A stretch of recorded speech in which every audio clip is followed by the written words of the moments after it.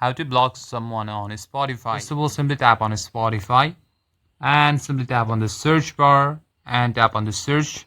From here, simply search the username into the search bar and select their profile from the results.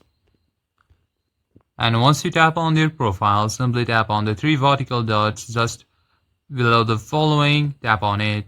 And from here you can easily tap on stop following, or you can also find a block menu if you're trying to block your friends.